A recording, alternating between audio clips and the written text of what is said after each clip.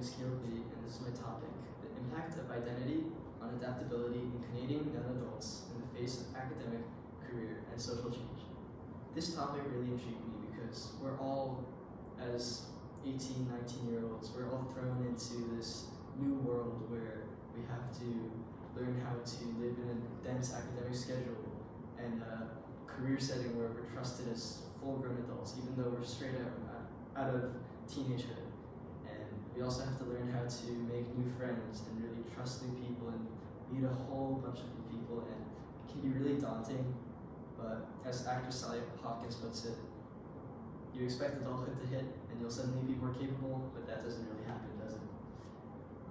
So during this time of immense change, we tend to rely on our familiar things, our constants in our life, like our family members or our friends.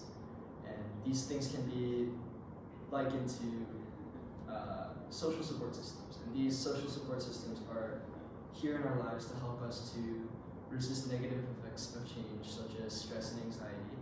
And social support systems aren't limited to these constants in our life. They can also be things like teachers or therapists or counselors, etc.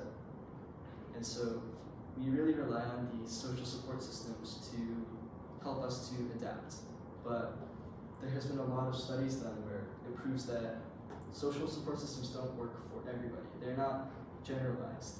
Like, for me, for example, I don't think I could go to a counselor to deal with something like stress or maybe like lingering anxiety, because it doesn't work for the type of person I am. But it might work incredibly well for, like, who knows, like anyone else in this room. And so that really intrigued me, and that brought me to my next question, my research question. How does identity shape a young adult's adaptability in the face of change? And this topic really caught my eye because you would think there'd be a lot of research done on the individual's identity, how it connects to adaptability in a young person.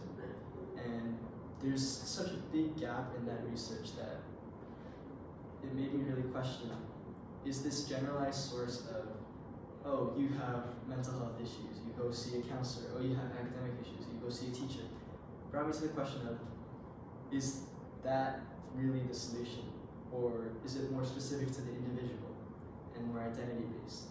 And so I believe that this may improve the implementation of social support for young adults, whether we find a strong correlation between identity and adaptability, or we find a weak one. Because if we do find a weak one, it means that we can stop overcomplicating this process and just provide a lot more support for these people in a generalized fashion, if that is the best option. So for my research, I found a lot of quantitative and qualitative data, stories from social media, and I provided my own stories. And so the primary sources would be the stories from social media documenting their experiences with different social support systems and issues they may have had. Same goes for my stories. They'll document certain issues and specific topics that I feel resonate with me in relation to this topic. And my secondary sources are research articles that will provide lots of facts and pure evidence to really support my arguments for this question. I found most of my articles using UBC Library and Google Scholar. Found lots of my relevant snippets and stories from Instagram, YouTube, and Reddit. And I will document my own personal experiences through different little quotes that I feel resonate with me.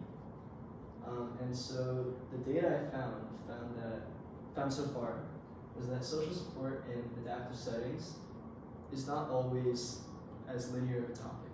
It can be positive and negative, varying on the person and support system, and that there are a lot of negative impacts in the transition to adulthood. Like I was stating before, lots of mental health issues like stress, anxiety, depression, etc.